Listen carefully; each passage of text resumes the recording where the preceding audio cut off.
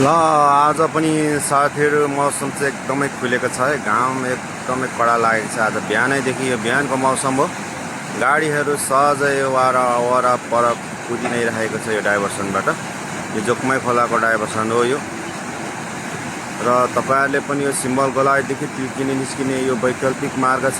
यो बाटो चाहिँ तपाईँहरूले आज प्रयोग गर्न सक्नुहुनेछ। नलजाई नडराई यात्रा गर्नुहोला। तपाईँहरू आफ्नो गन्तव्यसम्म पुग्नुहुनेछ।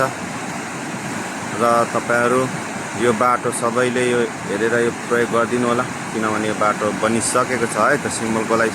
यो सिम्बल गोलाइदेखि यो जुन माइजोकमाई 4 यो माइबेनीसम्म यो मास्तिरसम्म चाहिँ एकदमै बाटो पहिला खराब थियो। अहिले चाहिँ पूर्ण रूपमा बनिसकेको छ। ल देख्न सक्नुहुन्छ बिहानको दृश्य एकदमै राम्रो छ। यो खोला जोकमाई खोला पनि एकदमै सङ्लो छ। पानी परेको छैन, केही अवरोध छैन बाटोमा। आज सबैतिर मौसम खुलेको छ। सबैले हेरेर चाहिँ यात्रा गरिदिनु होला। गाडीहरू पनि कुदि नै राखेको छ। अहिले मौसम एकदम राम्रो छ, हेर्नु होला। माथि पनि बादल सादल केही छैन, एकदमै खुलेको छ। सायद राम्रो हुनेछ दिन आजबाट आशा गरौँ। ल त साथी, यो भिडियो सेयर पनि गरिदिनु होला है त आज।